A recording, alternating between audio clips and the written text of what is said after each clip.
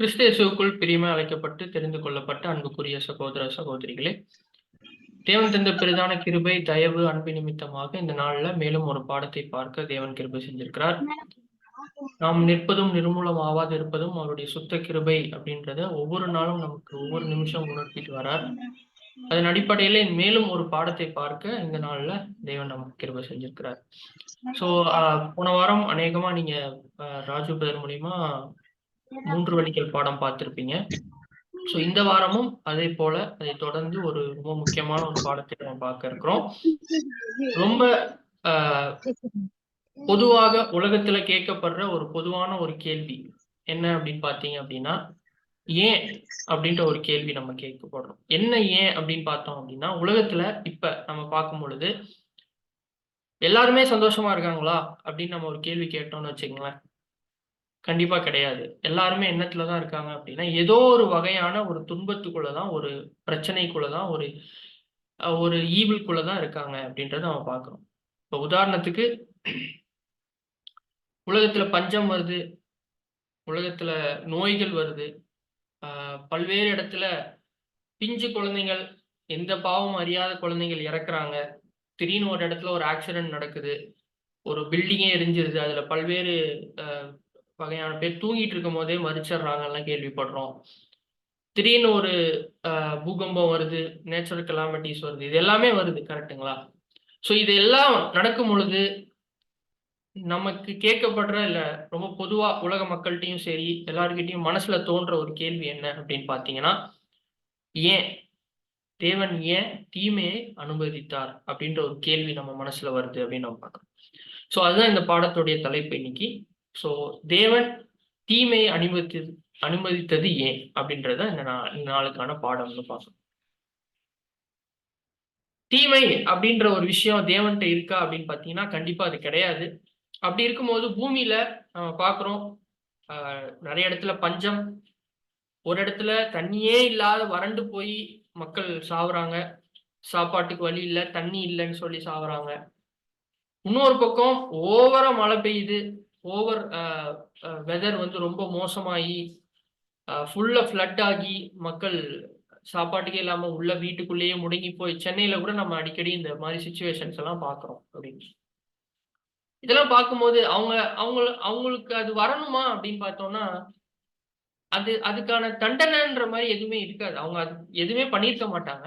ஆனா அதையும் எல்லாருக்குமே பொதுவாவே அந்த பிரச்சனை வருது அப்படின்றத நம்ம பார்க்கிறோம். ஸோ அது மட்டும் இல்லாம திடீர்னு இப்படி கூட கேள்விப்படுவோம். ஒரு கப்பல் தங்களுடைய இல்லற வாழ்க்கை கணவன் மனைவியா சேர்ந்து வாழ தொடங்குறாங்க. தொடங்கி அவங்க என்ன பண்றாங்கன்னா, தங்களுடைய ஹனிமூன் முடிச்சுட்டு வரும்பொழுது திடீர்னு ஒரு இடத்துல ஒரு ஆக்சிடென்ட் ஆகிருது. அவங்க எல்லாம் இறந்துடுறாங்க 2 பேரும் அப்படின்ற செய்திகள்லாம் நம்ம கேள்விப்படுறோம். இதை கேட்கும் பொழுது நமக்கு, ஐயோ! ஏன் இந்த மாரி ஒரு விஷயம் நடக்கணும்?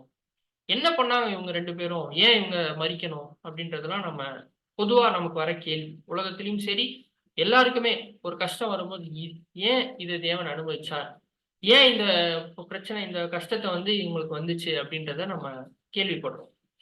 சில நேரங்கள்ல உகாண்டா, இந்த மாரி ஆப்பிரிக்கன் கண்ட்ரீஸ்ல பார்த்தீங்கன்னா, இந்த ஃபோட்டோ கூட ரொம்ப ஃபேமஸா இருந்தது. என்னன்னா, ஒரு குழந்தை சாக கிடக்கு. அது சாக போற தருவாய்க்காக வெயிட் பண்ணிட்டு இருக்கு ஒரு கழுகு அப்படின்னு நம்ம பார்க்கிறோம். ஸோ இந்த ஃபோட்டோ கூட ரொம்ப ஃபேமஸான ஃபோட்டோ.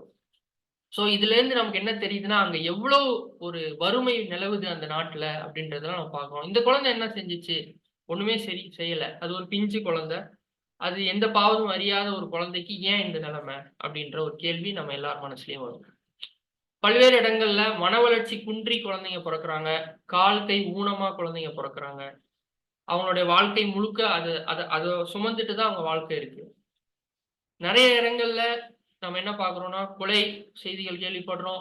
மனுஷன கொலை செய்றான். கற்பழிப்புகள் கேள்விப்படுறோம். பல்வேறு கொள்ளைகள் கேள்விப்படுறோம். மாஸ் மர்டர்ஸ், அதாவது ஜெனோசைட்ன்னு சொல்லுவாங்க. அந்த மாரி விஷயங்கள்லாம் நம்ம கேள்விப்படுறோம். ஸோ இந்த மாரி பல்வேறு ஈவில், அதாவது தீமை வந்து இந்த பூமியில நடக்குது அப்படின்றத நம்ம எல்லாரும் பார்க்கிறோம். இது எல்லாத்தையும் நம்ம கேள்விப்படும் பொழுது எல்லாமே நம்ம மனசுல தோன்ற ஒரு கேள்வி என்னன்னா, ஏன் தேவன் இந்த தீமையை இந்த பூமியில அனுபவிச்சார்? ஏன் இத வந்து அலோவ் பண்ணார்? அப்படின்ற கேள்வி நமக்கு எல்லாரும் மனசுல வரும் அப்படின்னு பார்க்கிறோம். திடீர்னு நம்ம டிசம்பர் 26 நமக்கு நல்லா ஞாபகம் இருக்கும். தமிழ்நாட்டுல பெரிய சுனாமி வந்த ஒரு டைம். இந்தோனேஷியா, பல்வேறு கோஸ்டல் கண்ட்ரிஸ் எல்லா இடத்துலயுமே அது என்ன ஆச்சு அப்படின்னு பார்த்தீங்கன்னா சுனாமி வந்துச்சுன்னு பார்க்குறோம். அங்க வாழ்ந்துட்டு இருந்த மக்களுக்கு அதை பத்தி தெரியுமா தெரியாது, சின்ன குழந்தைங்களுக்கு தெரியுமா தெரியாது. திடீர்னு ஒரு நிமிஷத்துல என்ன ஆயிடுச்சு, மொத்த வீடு எல்லாமே நாசம் ஆயிடுச்சு அப்படின்னு பார்க்குறோம். இப்படி இருக்கும் பொழுது இந்த உலகத்துல எல்லாருமே ஈக்குவலான நிலைமையில இருக்காங்களா அப்படின்னு பார்த்தோம்னா கிடையாது. சாப்பாட்டுக்கே வழி இல்லாத நிலைமையில ஒருத்தர் இருக்கார். அவருக்கு 10 தலைமுறை 15 தலைமுறை தாண்டியும் சாப்பாடுறதுக்கு எந்த பிரச்சனையும் இல்லாத ஒரு நிலைமையிலும் ஒருத்தர் இருக்கார். அங்க நியாயம் நீதி இருக்கான்னு பார்த்தோன்னா பார்த்தா இல்லாத மாதிரிதான் இருக்கு. ஏன்னா இவர்கிட்ட இருந்து வாங்கிதான் அவர் என்ன பண்றாரு அப்படின்னு பார்த்தீங்கன்னா செல்வந்தரா இருக்காரு அப்படின்லாம் நம்ம பார்க்கணும். ஸோ இந்த உலகத்துல பணக்காரர்கள் பணக்காரராயிட்டே போறாங்க, ஏழைகள் கஷ்டப்படுற நிலைமையில இருக்கவங்க இன்னும் கஷ்டத்துக்குள்ள போயிட்டு இருக்காங்க அப்படின்றதான் பார்க்குறோம். ஸோ அடிமைத்தனம் இருக்கு, ரவுடிசம் இருக்கு இந்த பூமியில. ரோட்ல போகும்போது ஒரு சேஃப்டியா ஒரு பெண் நடந்து போக முடியுதா அப்படின்னா கண்டிப்பா முடியறது இல்ல. இந்த மாதிரி பல்வேறு பிரச்சனைகள் வந்து இந்த பூமியில இருக்குப்பா.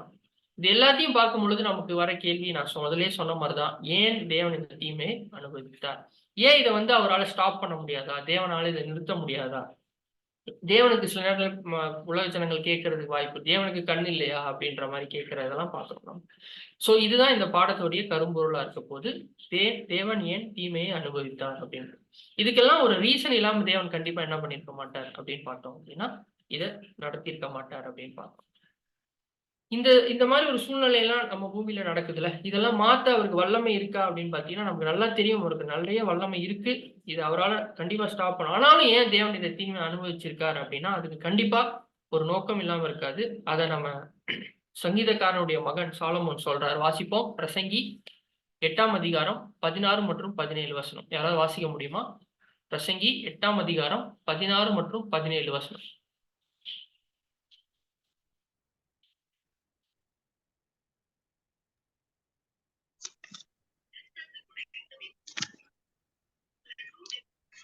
இங்கிலீஷ்ல வாசிங்க 16:17 16 and 17. By me princes governs and nobles all who rule on earth.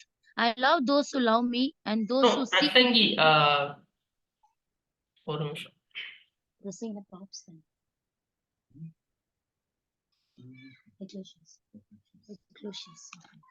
Okay, brother.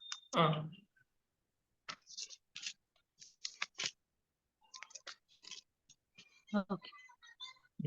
When I apply my mind to know wisdom and to observe the labor that is done on earth, people getting no sleep day or night, then I saw all that God has done. No one can complain what does on under the sun, despite all their effort to search it out. No one can discover its meaning. Even if the wise claims they know, they cannot really compress it. அதாவது பிரசங்கி 8, 16 மற்றும் 17 என்ன பார்க்கிறோம் அப்படின்னா, நான் ஞானத்தை அறியவும் மனுஷன் இரவும் பகலும் கண்ணுற்றம் இல்லாமல் பூமியிலே செய்யும் வேலைகளை பார்க்கவும், எந்த மனதை செலுத்தின போது தேவன் செய்யும் சகல கிரியைகளையும் நான் கவனித்து பார்த்து, சூரியனுக்கு கீழே செய்யப்படும் கிரியையை மனுஷன் கண்டுபிடிக்க கூடாதென்று கண்டேன். சோ இங்க என்ன பார்க்கிறோம் அப்படின்னா, பூமியில அதாவது இங்க என்ன சொல்றாரு சாலமோன் அப்படின்னா, பூமியில நான் எந்த தூக்கமே இல்லாம அலையிற மனிதர்களை பார்த்து எனக்கு என்ன தெரியுது அப்படின்னா, சூரியனுக்கு கீழே தேவன் செய்யற ஒரு கிரியைகளை மனுஷனால என்ன பண்ண முடியல அப்படின்னா அண்டர்ஸ்டாண்ட் பண்ணிக்கவே முடியல, கண்டுபிடிக்க கூடாது என்று கண்டேன் அப்படின்னு பாக்குறோம். சோ அதுல ஞானியா இருந்தாலுமே அவங்களால என்ன பண்ண முடியல, தேவனுடைய அந்த ஞானத்தை அண்டர்ஸ்டாண்ட் பண்ணிக்க முடியல அப்படின்றதான் இங்க சாலமோன் சொல்றாரு. இது இந்த புலம்பல் இப்ப மனுக்குள்ள முழுக்க புலம்பலுக்குள்ள இருக்குல்ல, ஏன் why this is happening in this world அப்படின்னு. இதே மாதிரி பைபிள்லயுமே ஓல்ட் டெஸ்டமெண்ட்லயும் நியூ டெஸ்டமெண்ட், ஓல்ட் டெஸ்டமெண்ட்ல பல்வேறு விதமான மனிதர்கள் வந்து இதே ஒரு ஸ்டேட்ல இருந்திருக்காங்க. அதை வாசிப்போம். யோபு 10ஆம் அதிகாரம் 3ஆம் வசனம். யோபு ஜாப் 10:3. நீர் என்னை ஒடுக்கி உம்முடைய கைகளின் கிரியையை வெறுத்து துன்மார்க்கர்களின் யோசனையை கிருபையாய் பார்த்து உமக்கு நன்றாய் இருக்குமோ அப்படின்னு கேட்கிறார். அதாவது துன்மார்க்கரோட கிரியையெல்லாம் பார்த்துமே உங்களுக்கு அது நன்றா இருக்குமா அப்படின்ற ஒரு கேள்வி என்ன பண்றாரு அப்படின்னா யோபு இங்க வைக்கிறாரு அப்படின்னு பாக்குறோம். அதே மாதிரி ஆபகுக் 1ஆம் அதிகாரம் 2ஆம் வசனம் வாசிக்க முடியுமா சிஸ்டர்? ஆபகுக் 1ஆம் அதிகாரம் 2ஆம் வசனம்.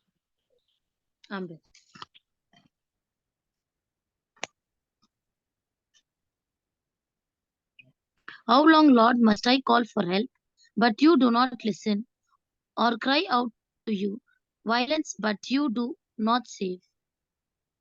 ஸோ இங்க பாக்குறோம், எவ்வளவு நாள் தான் நான் உங்ககிட்ட கதறட்டும், நீங்க செவி கொடுக்கறது இல்லை அப்படின்ற ஒரு குழப்பத்துல என்ன பண்றாருன்னா இங்க கூப்பிடுறாரு பாக்குறோம். அதே மாதிரி சங்கீதக்காரனும் ஒரு இடத்துல கூப்பிடுறார்.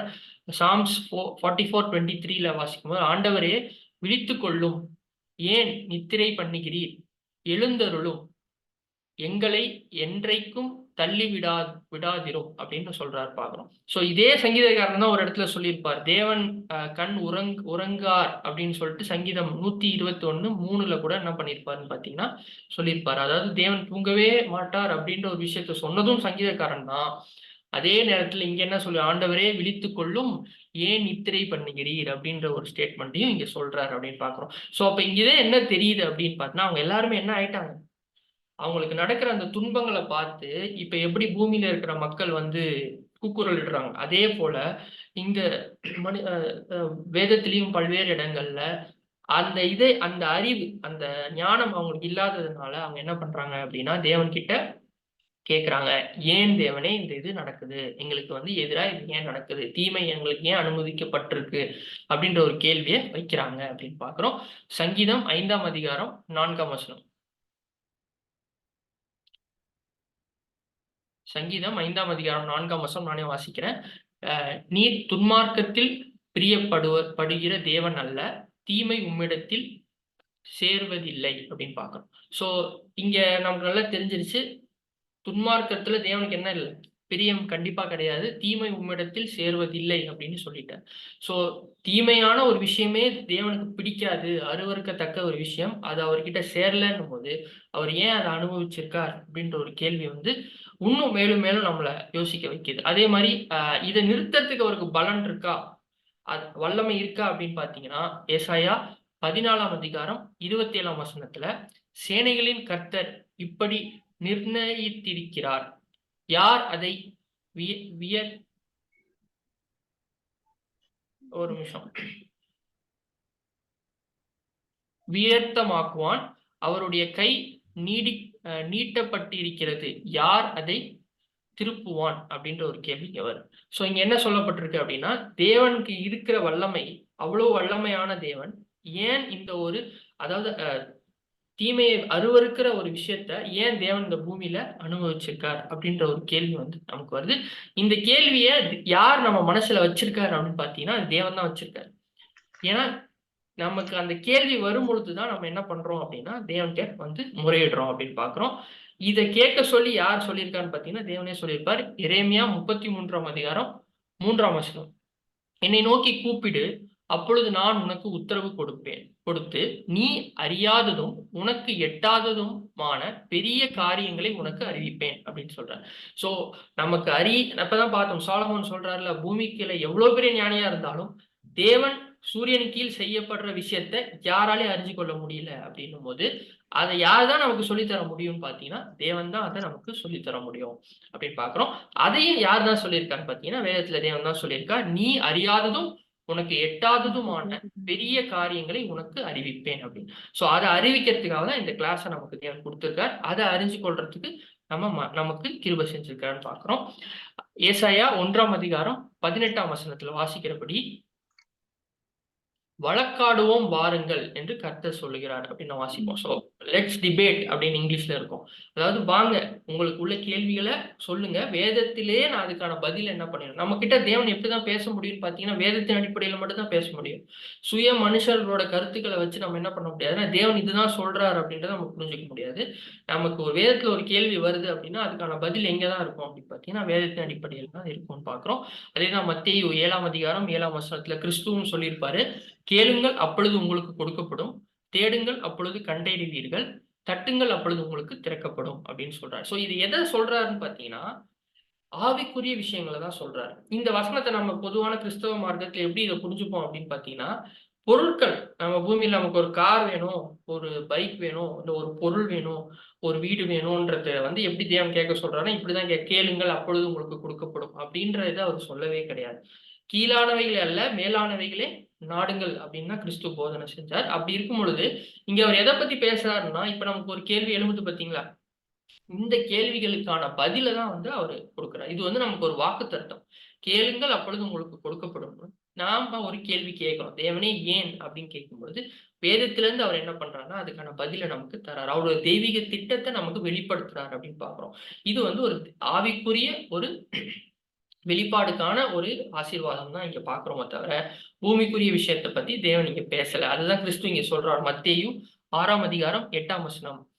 அவர்களைப் போல நீங்கள் செய்யாதிருங்கள். உங்கள் பிதாவை நோக்கி நீங்கள் வேண்டிக் கொள்ளுகிறதற்கு முன்பே உங்களுக்கு இன்னது தேவை என்று அவர் அறிந்திருக்கிறார். சோ இதுதான் வந்து பூமிக்குரிய விஷயங்கள். நமக்கு என்ன தேவைன்றது யாருக்கு தெரியும்னா தேவனுக்கு தெரியும். What we need he understands before we ask him. So நம்ம கேட்கறதுக்கு முன்னாடி அவருக்கு என்ன தெரியும்னு பாத்தீங்கன்னா நமக்கு தேவைப்படுற விஷயங்களை அவருக்கு தருவாருன்னு பார்க்கணும். ஆனா இந்த விஷயத்த கேளுங்கள்னு சொல்றாரு. கேளுங்கள்னு சொல்ற விஷயம் எதுனா வேதத்தில் நமக்கு வரும் ஐயங்களை நம்ம கேள்வி கேட்கிறோம். அதன் மூலியமா அவருடைய திட்டத்தை நமக்கு வெளிப்படுத்துறார். சோ இது ஆவிக்குரிய ஒரு வாக்குத்தத்தம், ஒரு ஆசீர்வாதம் அப்படின்றத நம்ம பார்க்கணும். சோ இப்ப நம்ம கேட்டுட்டோம். இதுக்கான கேள்வி வேதத்துல தான் இருக்கா அப்படின்றதுக்கான வசனமும் நம்ம வாசிக்கலாம். ஏசாயா 34ஆம் அதிகாரம் 16ஆம் வசனம். கர்த்தருடைய புஸ்தகத்திலே தேடி வாசியுங்கள். இவைகள் ஒன்றும் குறையாது, இவைகளில் ஒன்றும் ஜோடி இல்லாதிராது. அவருடைய வாய் இதை சொல்லிற்று, அவருடைய ஆவி அவைகளை சேர்க்கும் அப்படின்னு பார்க்கிறோம். சோ கர்த்தருடைய புஸ்தகத்திலே தேடி வாசியுங்கள். அவைகள் ஒன்றும் குறையாது. அதுல எந்த குறையுமே இருக்காது தேவனுடைய வார்த்தையில. அவைகள் ஒன்றும் ஜோடி இல்லாதிராது. ஒரு கேள்வி இருக்குன்னா அதுக்கான பதில் கண்டிப்பா வேதத்துல வேற ஏதோ ஒரு இடத்துல கண்டிப்பா தேவன் அதுக்கான பதில கொடுத்திருப்பார் அப்படின்னு பார்க்கிறோம். அவருடைய வாய் அவைகளை சொல்லிற்று, அவருடைய ஆவி அதை சேர்க்கும். சோ அதோட ஆவியினால அதை நம்ம பார்க்கும்பொழுது நமக்கு அதோட ரெண்டும் சேர்ற அந்த இதை நம்ம கண்டுபிடிக்க முடியும்னு பார்க்கிறோம். சோ தேவன் வேதத்துல கொடுத்த எல்லாமே ஆவிக்குரிய அர்த்தத்துக்காக தான் கொடுத்தார். ஏன்னா பரம அழைப்புக்காக தான் கிறிஸ்து பூமிக்கு வந்தார். பூமிக்கு வந்து அவர் பிரசங்கம் பண்ணும் பொழுது பரலோக ராஜ்யம் சமீபமா இருக்கிறது, மனம் திரும்புங்கள், பரலோக ராஜ்யம் சமீபமா இருக்கிறதுன்னு தான் பிரசங்கம் பண்ணாரோ தவிர பூமியில இருக்கிற எந்த விஷயத்துக்காகவும் அவர் என்ன பண்ணல அப்படின்னா எந்த ஒரு ஆசீர்வாதத்துக்காகவும் அவர் பிரசங்கம் பண்ண பாவிகளை ரட்சிக்க அவர் வரல அப்படின்றது தான் நம்ம பார்க்கணும். சோ பிரசங்கி 1ஆம் அதிகாரம் 13ஆம் வசனத்துல வாசிக்கலாம். மனுபுத்திரர் இந்த கடும் தொல்லையில் அகப்பட்டும்படிக்கு தேவன் அதை அவர்களுக்கு நியமித்திருக்கிறார் அப்படின்னு வாசிக்கிறோம். சோ பிரசங்கி 1ஆம் அதிகாரம் 13ஆம் வசனம் இதுதான் வந்து இந்த சப்ஜெக்டுக்கான ஒரு ஆதார வசனம். பிரசங்கி 1ஆம் அதிகாரம் 13ஆம் வசனம். மனுபுத்திரர் இப்ப நம்ம ஒரு கேள்வி கேட்டோம்ல, ஏன் தேவனே இந்த தீமையை இந்த பூமியில அனுபவித்தீர்? அதுக்கான பதில் இங்க வந்து நம்ம பார்க்கிறோம். மனுபுத்திரர் இந்த கடும் தொல்லையில் அகப்படும்படிக்கு தேவன் அதை அவர்களுக்கு நியமித்தார். சோ தேவனே என்ன பண்ணியிருக்காரு அப்படின்னா பூமியில இந்த கடும் தொல்லைக்குள்ள அகப்படும்படிக்கு நியமித்திருக்கிறார் அப்படின்ற ஒரு வசனத்தை தான் இங்க நம்ம பார்க்கிறோம். சோ இதை கேட்கும்போது நமக்கு ஆச்சரியமா இருக்கு. ஏன் வந்து அப்ப தேவனே இதை அனுபவிச்சிருக்காரு இந்த பூமியில அப்படின்னா இப்ப இவ்வளவு கொடுமைகள் நடக்குது, பல்வேறு விஷயங்களை நம்ம பார்க்கிறோம். இது ஏன் தேவன் இதை அனுபவிச்சார்? இதுக்கு எக்ஸாக்டா நமக்கு பொருந்துற மாதிரி புரிஞ்சு கொள்ற அளவுக்கு நம்ம வாசிக்கணும் அப்படின்னா நம்ம இங்கிலீஷ்ல பார்த்தோம்னா நமக்கு தெளிவா இருக்கும். எக்லிசியாஸ்டிஸ் 1st chapter 13th verseல பார்க்கும்போது this so trivial hath God given to the sons of men to be exercised therewith அப்படின்னு பார்க்கிறோம். அதாவது இங்க மெயினா நீங்க பார்க்க வேண்டிய வார்த்தை வந்து to be exercised therewith. exercised therewith அப்படின்னா இப்போ எக்ஸசைஸ்னா என்ன, ஒரு பிசிக்கல் ஒரு விஷயத்தை எடுத்துக்கணும்னு வச்சுங்க. இப்போ உடல் ரீதியா நமக்கு வந்து எப்ப நம்ம எக்ஸசைஸ் பண்ணுவோம் அப்படின்னா, ஏதோ ஒரு பெனிஃபிட் நமக்கு கிடைக்கணுன்றதுக்காக நான் என்ன பண்ணுவேன்னா, முதல்லயே எக்ஸசைஸ் பண்ண ஆரம்பிப்போம். உதாரணத்துக்கு இப்போ ஒரு ஓட்டப்பந்தய வீரர் இருக்காரு அப்படின்னா, அவர் வந்து ஓட்டப்பந்தயத்தை ஓடுற அன்னைக்கு தான் ஒரு பிராக்டிஸ் பண்ணுவாரான்னா கிடையாது. அவர் என்ன பண்ணுவாருன்னு பார்த்தீங்கன்னா, ஒரு ஒரு குறிப்பிட்ட காலம் முழுக்க அவர் என்ன பண்ணுவாருன்னா, அதுல எக்ஸசைஸ் பண்ணி பண்ணி அதே இத அவர் பிராக்டிஸ் பண்ணி பண்ணி என்ன பண்ணுவாருன்னா, எது அவருக்கு செட் ஆகும், எது செட் ஆகாது, எதை நான் பண்ணணும், எதை நான் பண்ணக்கூடாதுன்ற ஒரு விஷயத்த அவர் என்ன பண்ணுவாருன்னா புரிஞ்சுப்பாருன்னு பார்க்கணும். ஸோ அதுதான் தேவன் இங்க சொல்ல வரார். இங்க நம்ம முன்னாடி தமிழ்ல பார்க்கும் பொழுது என்ன இருக்குன்னா, கடும் தொல்லையில் அகப்படும்படிக்கு தேவன் அதை அவர்கள் நியமித்தார்ன்னு பார்க்கிறோம். ஸோ இங்கிலீஷ்ல வந்து டு பி எக்ஸர்சைஸ்டு தேர்வித், அதாவது அதுக்குள்ள அவங்க போகணும்ன்றத தேவன் தான் வந்து நியமிச்சிருக்காரு. ஸோ இதே ஒரு பாணியில எக்லிசியாசிஸ் 3:10லயும் இருக்கும். I have seen the trivial that God has given to the sons of men to be exercised அப்படின்னு பார்க்கிறோம். ஸோ மொத்த மனுக்குலத்துக்கும் இந்த ஒரு பாதைக்குள்ள அவங்க போகணும். தீமையை அவங்க பிராக்டிஸ், தீமையை பார்க்கணும், தெரிஞ்சுக்கணும் அப்படின்றது தான் தேவனுடைய திட்டமா இருக்கு அப்படின்றத பார்க்கிறோம். ஏன் இந்த மாதிரி ஒரு ஒரு அனுபவத்தை தேவன் தரார் அப்படின்னு பார்த்தீங்க அப்படின்னா, இப்போ உதாரணத்துக்கு இத வந்து ஒவ்வொரு மனுஷனுமே புரிஞ்சுக்கணும் அப்படின்னு தேவன் எதிர்பார்க்கிறார். இப்ப எப்படி அப்படின்னு பார்த்தோம்னா, இப்ப நான் வந்து ட்ரெயின்ல டிராவல் பண்றேன் அப்படின்னு சொல்ல போறேன். ட்ரெயின் இருக்கு, ஃபிளைட் இருக்குன்னு வச்சுக்கோங்க. இப்ப நான் வந்து ட்ரெயின்லயும் போயிருக்கேன், ஃபிளைட்லயும் போயிருக்கேன்னா தான் 2த்துல எந்த ஜேர்னி எனக்கு சூட் ஆகும் அப்படின்றது என்னால சொல்ல முடியும். கரெக்ட்டுங்களா? ஸோ இப்ப ட்ரெயின்ல மட்டும் நான் போயிட்டு இருக்கேன். ஆனா ஃபிளைட்ல நான் போனதே இல்லன்னும் போது, நான் என்ன பண்ண முடியாதுன்னு பார்த்தீங்கன்னா, ஃபிளைட்டோட அனுபவம் எனக்கு இல்லன்றபோது, நான் என்னால என்ன பண்ண முடியாது. அந்த ஜேர்னியோட இப்படிதான் இருக்கும்ன்றது எனக்கு தெரியாது. ஸோ அப்ப நான் என்ன பண்ணுவேன் அப்படின்னா, ட்ரெயின தான் சூஸ் பண்ணுவேன். ஸோ அதே போல தான் நன்மை என்ன, தீமை என்ன அப்படின்ற மனுக்குலம் அண்டர்ஸ்டாண்ட் பண்ணலன்னா, எது கரெக்ட் அப்படின்றது என்ன பண்ண முடியாதுன்னா, அவங்களால சூஸ் பண்ண முடியாது அப்படின்னு பார்க்கிறோம். இப்ப இல்ல, வரும் 3ஆம் உலகத்துல கிறிஸ்துவின் ராஜ்யம் பூமியில ஸ்தாபிக்கப்படும் பொழுது அப்படின்னு பார்க்கிறோம். ஸோ அதுதான் இங்க மெயினா நான் பார்க்கிறோம். இப்ப தேவன் ஏன் தீமையை அனுபவிச்சிருக்கிறார் அப்படின்னா, டு லேர்ன் ஹியூமன் ரேஸ், அதாவது மனுக்குலம் மொத்தமா அத வந்து கற்றுக்கொள்வதற்கு அப்படின்றது தான் பார்க்கிறோம். இதுக்கு இன்னொரு ஒரு ஆதார வசனமா கேக்குதுங்களா? எங்க இருந்து கேட்கல? இப்ப கேக்குதுங்களா?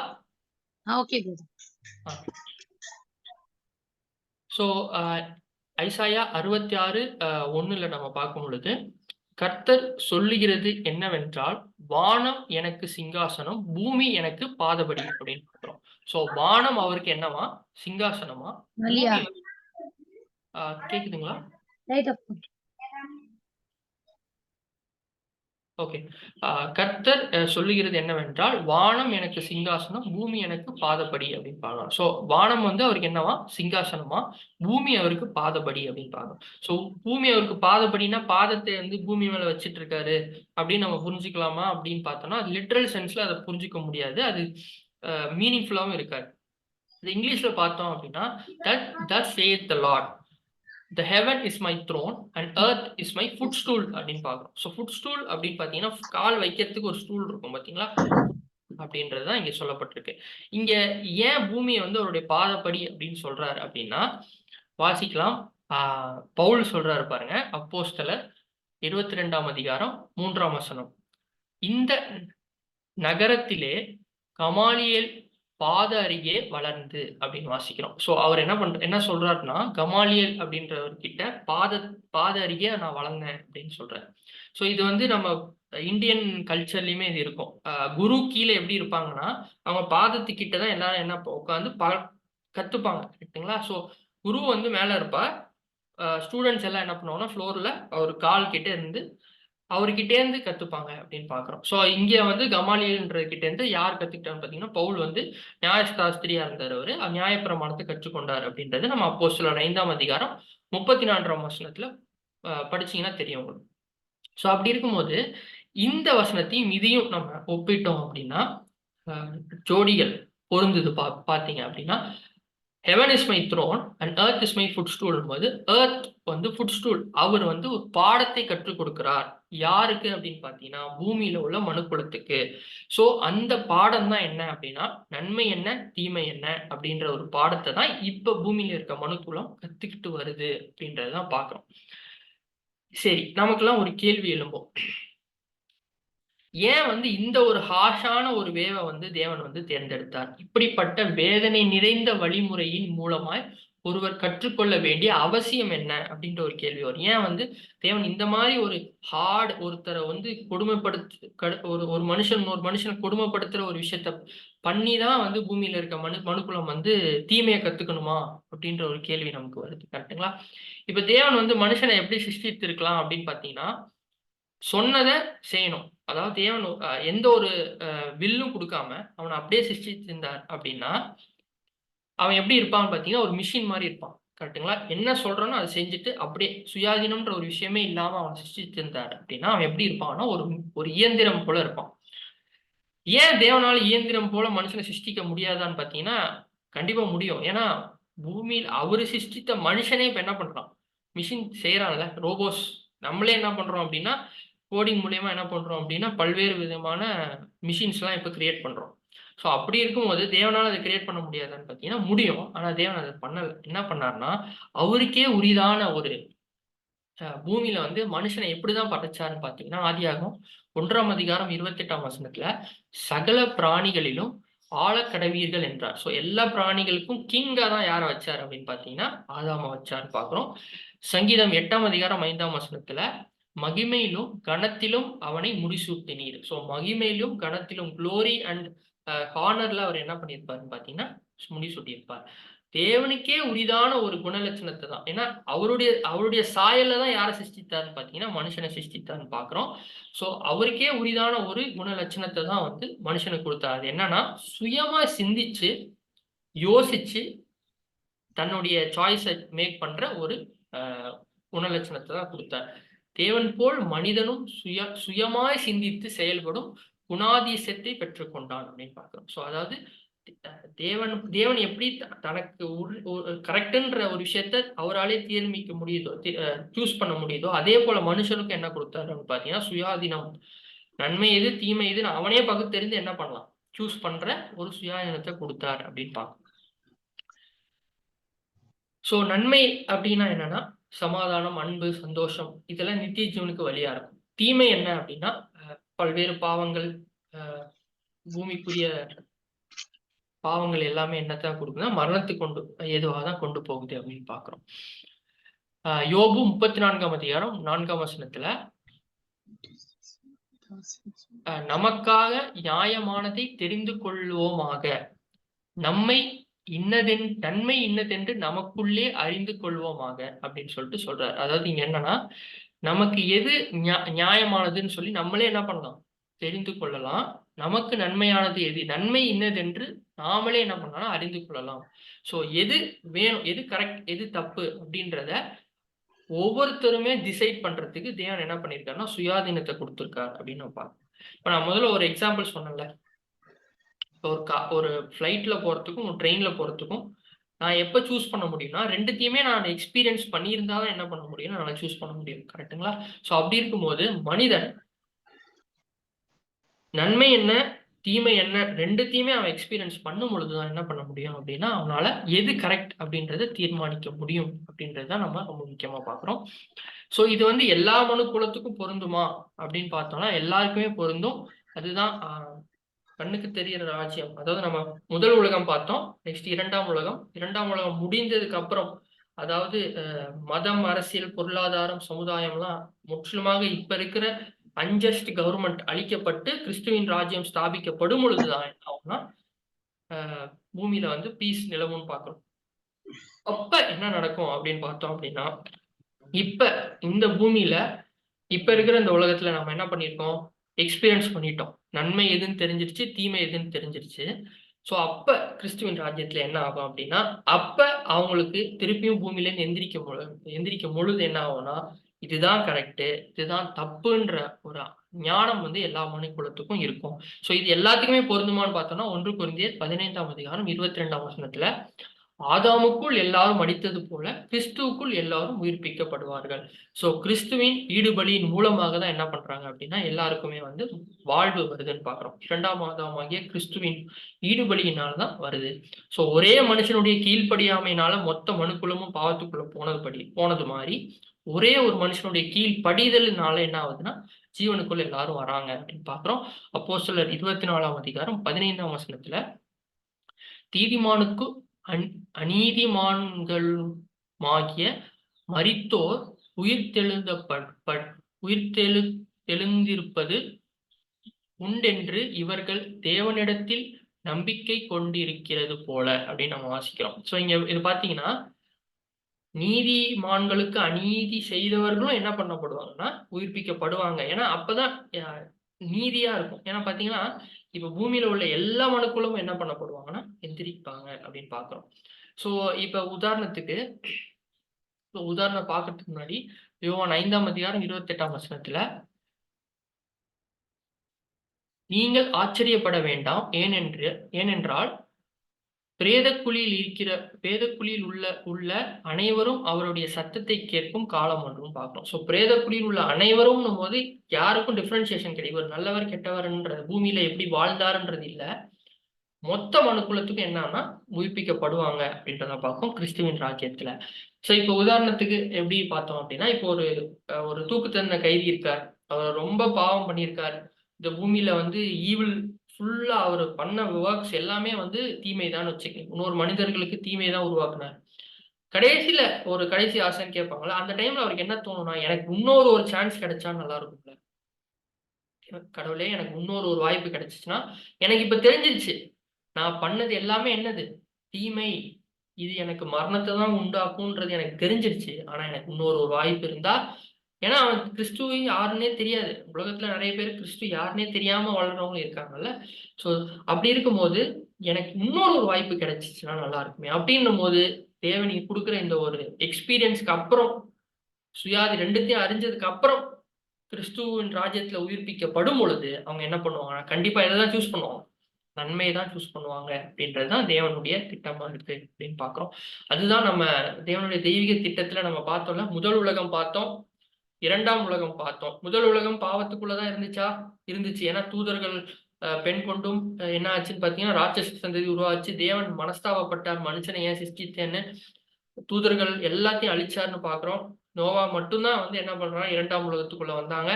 நோவால இருந்து யாக்கோபு வரைக்கும் முற்பிதாக்கள் யுகம் இருந்துச்சு. யாக்கோபுல இருந்து யாக்கோபின் 12 மகன்கள் 12 கோத்திரமா இஸ்ரேல் தொடங்குச்சுன்னு பாக்குறோம்.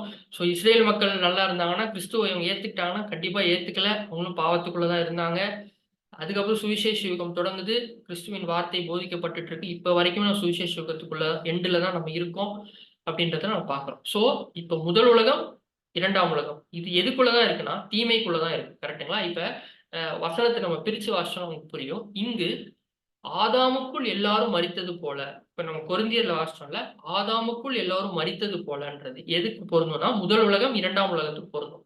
சோ எல்லாருமே ஆதாமுக்குள்ள என்ன ஆயிட்டு தான் இருக்கோம்னா மரிச்சுக்கிட்டு தான் இருக்கோம்.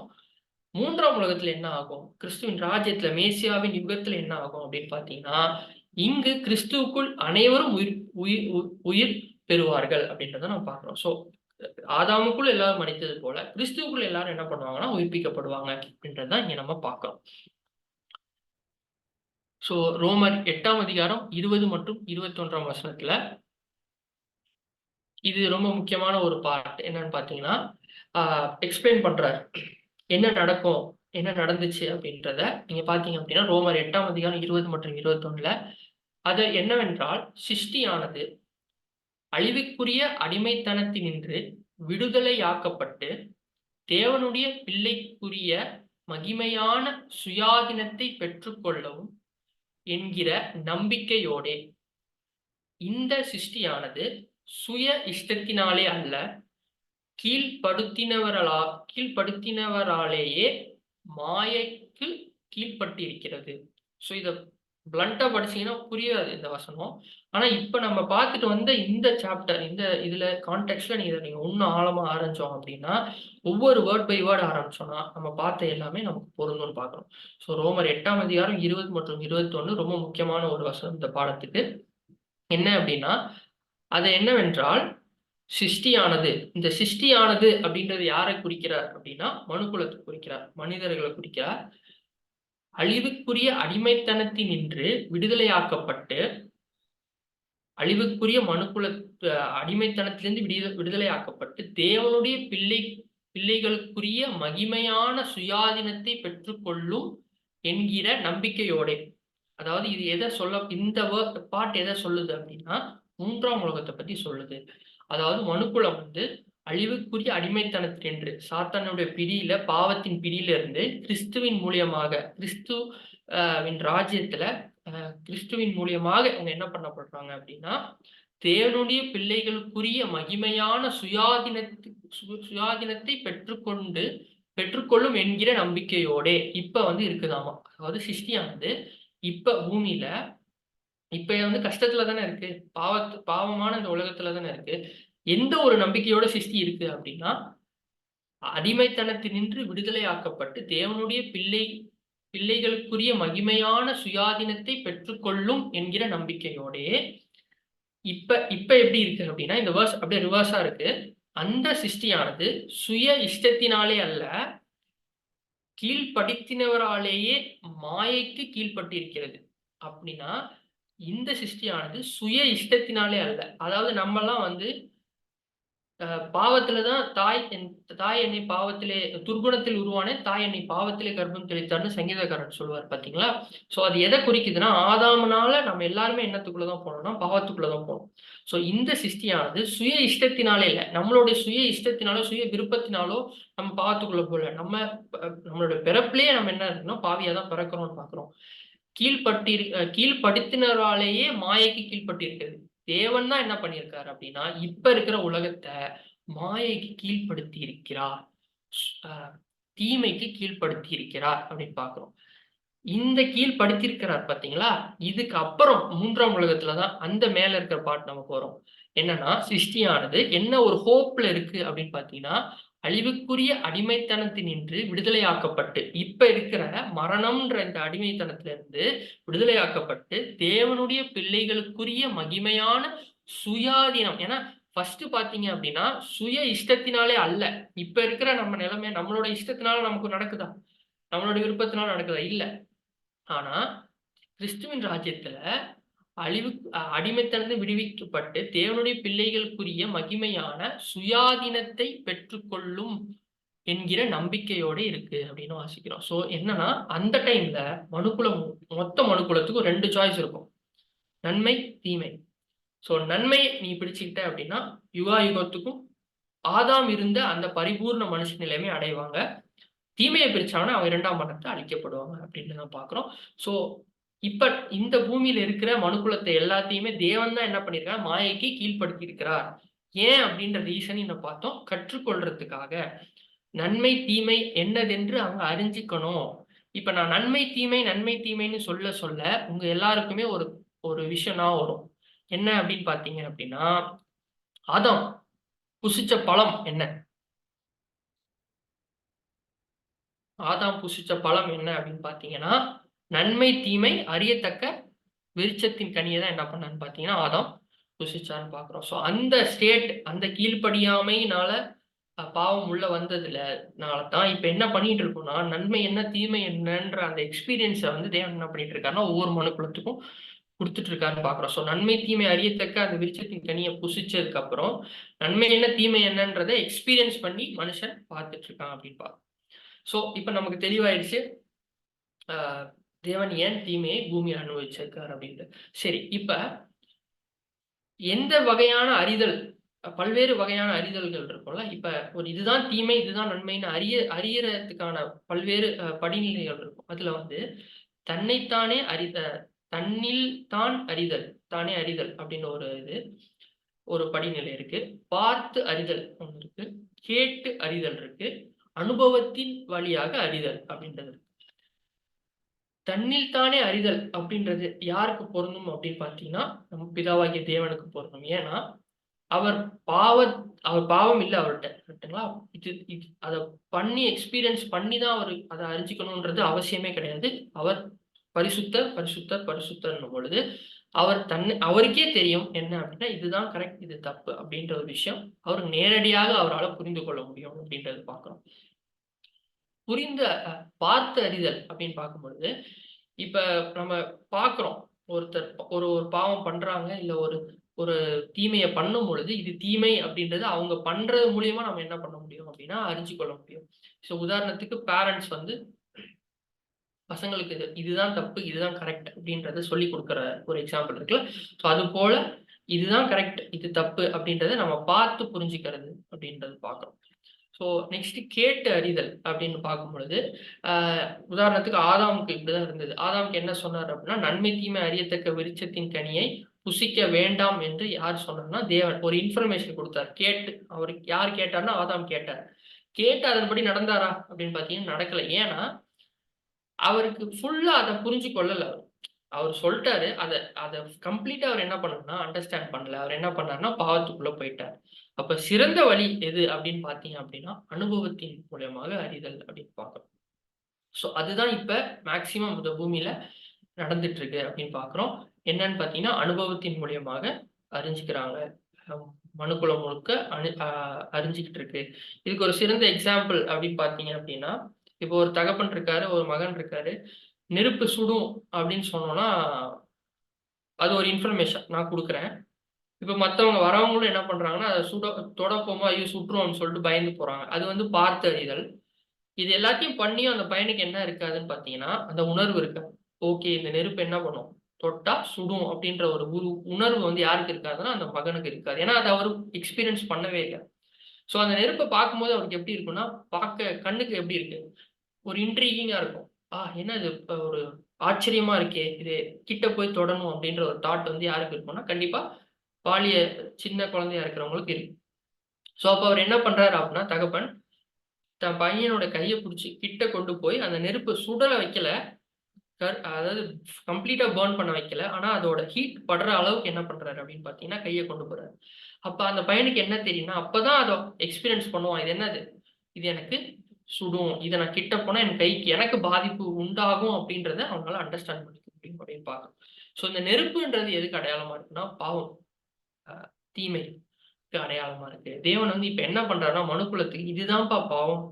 இதனுடைய சம்பளம் என்னன்னா மரணம் தான் உனக்கு அப்படின்றத மனுக்குலம் முழுக்க உணர வச்சுட்டு இருக்காரு அப்படின்றத நம்ம பார்க்கிறோம். ஸோ இப்ப நம்ம வானம் அவருக்கு சிங்காசனம், பூமி அவருக்கு பாதபடி. பாதபடின்றது நமக்கு வந்து ஒரு பள்ளிக்கூடமா இருக்கு.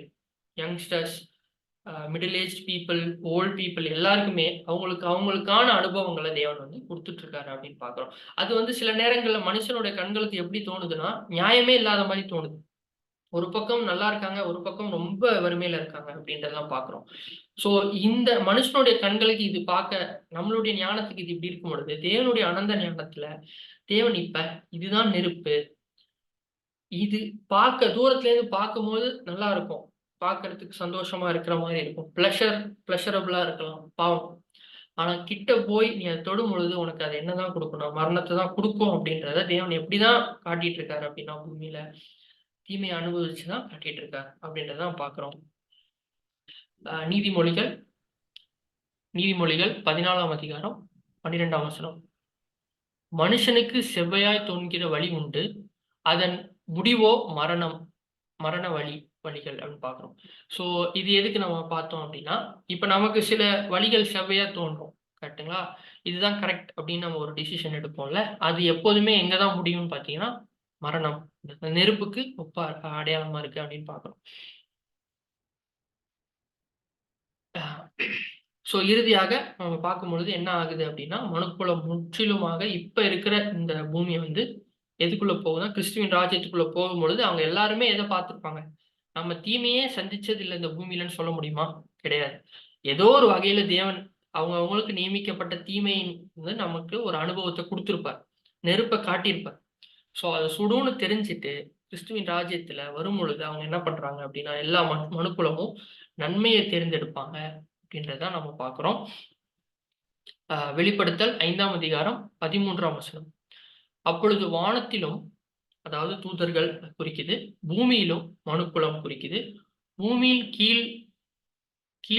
கீழும் இருக்கிற சிருஷ்டிகள் யாவும், அதாவது பூமியில இருக்க எல்லாமே சொல்றாரு, நிலைமையில் இருக்கும் மனிதர்கள் உயிர் பெற்று மீண்டும் ஜீவனை அடைபவர்கள்.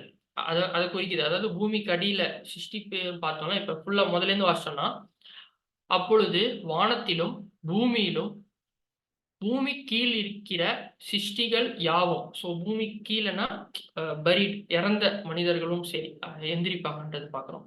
சமுத்திரத்தில் உள்ளவைகளும் அவருடைய அவற்றுள்ளடங்கிய வஸ்துக்கள் யாவும், சிங்காசனத்தின் மேல் வீற்றிருக்கிறவருக்கும் ஆட்டுக்குட்டியானவருக்கும் ஸ்தோத்திரமும் கனமும் மகிமையும் வல்லமையும் சதா காலங்களிலும் உண்டாவதாக என்று சொல்ல கேட்டேன் அப்படின்னு பார்க்கிறோம். ஸோ இது எப்ப அப்படின்னா, கிறிஸ்துவின் ராஜ்யத்துல நீதி வாசமா இருக்கிற புதிய வானம் புதிய பூமி, 3ஆம் உலகம் பார்த்தோம்ல, நீதி வாசமா இருக்கும். நீதினா ஜஸ்டிஸ். இப்ப பூமியில ஜஸ்டிஸ நம்ம பார்க்க முடியுதா? முடியாது.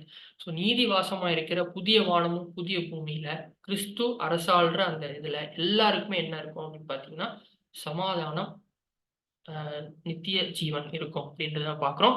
ஸோ இந்த ஒரு மகத்துவமான ஒரு தேவனுடைய திட்டத்துல நம்ம இந்த பூமிக்குரிய விஷயங்களை பார்த்துட்டு நம்ம கேட்கிற கேள்வி, ஏன் தேவனே அப்படின்னு கேட்கும் பொழுது, தேவன் நமக்கு கொடுக்கிற பதில் வேதத்திலிருந்து, நான் போட்டிருக்க திட்டத்தின்படி உனக்கு நான் நன்மையானதே தான் செய்வேன்.